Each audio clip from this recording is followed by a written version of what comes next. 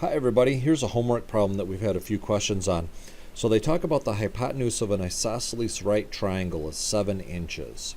The midpoints of its sides are connected to form an inscribed triangle, and this process is repeated, creating a third triangle inscribed inside the previous one. So let me sort of write out exactly what's being described here. So let's say that you begin with an isosceles right triangle. So a right triangle has the characteristics that it has a right angle in it, right here. And isosceles means that this side is equal to this side. The lengths of those two sides are equal. And we're told that the length of this hypotenuse is 7 inches. So that's the length of the hypotenuse. Now, this whole thing about the midpoints of the sides are connected to form an inscribed triangle, we're going to demonstrate that, but before we do, let's talk about the area of this triangle. So area of triangles are 1/2 base times the height. And in this case, the base and the height, if this is the height and this is the base, those are the same measurement. So let's just make this 1/2 b times b, which is 1/2 b squared.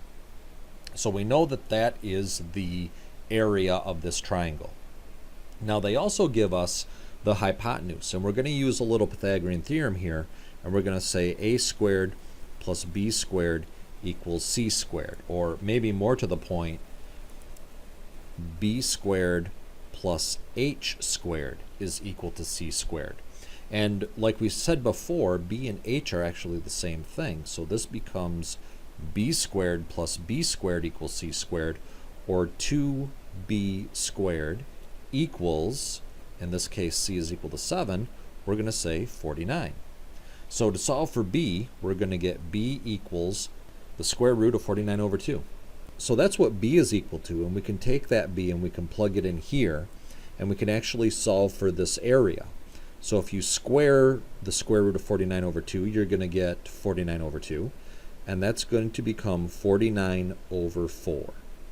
So that's the area of this first triangle with our 7-inch hypotenuse on it. Now what's going to happen is they're going to say take the midpoint of this side of h and take the midpoint of b, and we're going to connect them with a hypotenuse, and that's going to form an inscribed right triangle. So now we got another triangle inside of this, and we would like to know what is the area of this triangle. And you do the exact same calculation, because this side is now the same as this side. And maybe what is that length? Well, this length is b divided by 2. And this length is b divided by 2. And if you take that and you plug it into this area formula, you'll generate another area. And then what they say is you take this midpoint and you connect them, and you create an inscribed right triangle with those two. And here's a length and here's a length, and those two lengths are the same. And what is that length? Well, this is going to be b divided by 4. And then if you do it again, you take that midpoint and connect them and create an inscribed triangle, and these two lengths are the same. And you keep doing this, and you do this basically an infinite number of times. So that's where the sum of the areas of these triangles is what they're looking for. So this is, and maybe what you could do is find the area of the first triangle, kind of like what we did here, and then find the area of the second triangle. Then find the area of the third triangle. And by that time, you should be able to identify what the pattern is. In other words, we're saying a sub 1 is equal to 49 over 4. Then you find a sub 2. Then you find a sub 3. And you compare these, and you should be able to determine, first of all, what's your initial value? That's just going to be the 49 over 4. But then what is the common ratio? What are you multiplying the top by, and what are you multiplying the bottom by in order to get to the next number?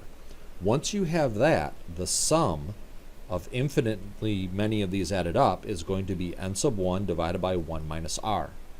So we really know what n sub 1 is. We calculated that way back here. We know what that is. What you need to do is figure out what is this common ratio.